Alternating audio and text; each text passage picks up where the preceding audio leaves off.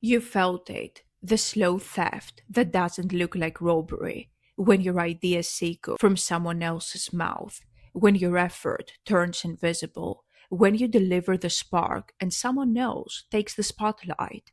It's subtle. They borrow your words, your rhythm, your tone, and call it coincidence. They watch you build, then show up at the finish line, smiling like collaborators. You tell yourself it's fine, that maybe you should be flattered, that thunder makes noise only once, because the echo was inevitable. But deep down, you know what happened. You were the storm, you were the microphone, and still somehow you're the one apologizing for making too much noise.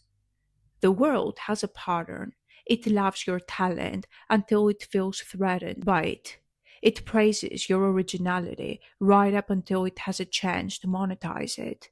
It steals your thunder, polishes it, and sells it back to you as advice.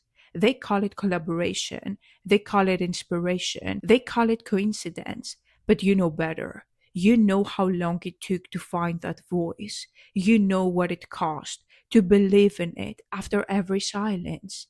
You know how many nights you spent wrestling with doubt before the idea finally came. So, no, they didn't think of it too. They took it because you made it look easy. There was a man who lived through the same centuries ago, Democritus, the philosopher of Athens. He discovered that everything in existence was made of tiny, invisible particles long before science could prove it. He was mocked, dismissed, and ignored. Later thinkers repeated his theory and became immortalized while his name faded into dust. He gave the world a universe, and the world thanked someone else for it. Sounds familiar? That's the rhythm of history. The originator rarely gets the credit because creation threatens ego, and ego always edits the record. But here's what Democritus understood: thunder doesn't need ownership, it needs memory. And memory belongs to those who stay loud enough to outlast imitation. When the world steals from you, it isn't just taking ideas, it's testing your belief in your own source. Because when your thunder is real, you can strike again. Copycats can steal your noise, but not your storm. They can't imitate the place you create from. They can only borrow the surface, not the soul. And if you stop creating out of bitterness, you prove them right.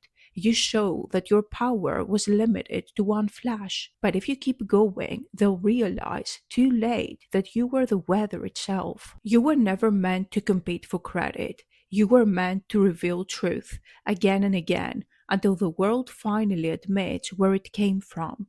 Every empire built on theft collapses under the weight of imitation, but originality regenerates. So stop arguing about who copied whom. Stop defending what's obvious to anyone who can see. Start creating again, louder, deeper, truer. The thief's goal is to make you stop producing. Don't give them that satisfaction.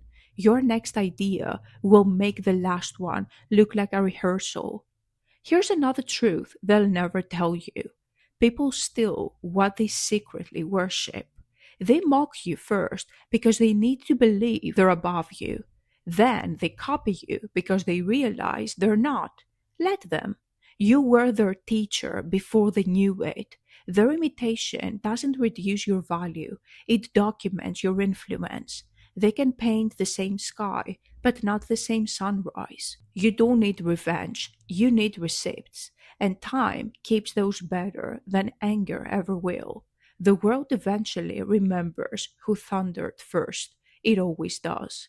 Socrates taught ideas Plato became famous for. Hypatia's students built schools on her ashes. Countless prophets died nameless while their words became scripture. History is cruel in the moment, but generous in the long run. It always circles back to the original voice. So hold your silence, not as defeat, but as investment. You're not being erased, you're being archived for later generations who will know. But don't confuse grace with weakness. Set boundaries. Call out everything that doesn't feel right when you see it. Protect your work like sacred ground, because it is.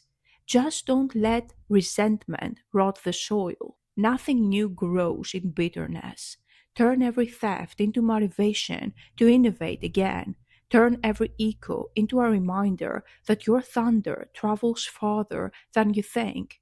And if you ever doubt your power, remember this. Lightning never strikes the same place twice, but the sky never runs out of lightning. You are that sky, infinite, relentless, unapologetic. You don't run out of brilliance just because someone tried to brand your last spark. You don't need the world's permission to thunder again. So let them mimic, let them parade your ideas like trophies. While they live off copies, you'll be busy inventing new storms, more powerful, more noisy, louder. The truth is, they will never feel guilty because guilt requires awareness and awareness requires depth. But guilt isn't your currency anymore. Creation is. Your job is not to make them sorry. Your job is to make them obsolete. And you do that by continuing to roar when they expect you to retreat. So write again, build again, speak again, thunder again, because the world may steal your noise, but it will never own your sky.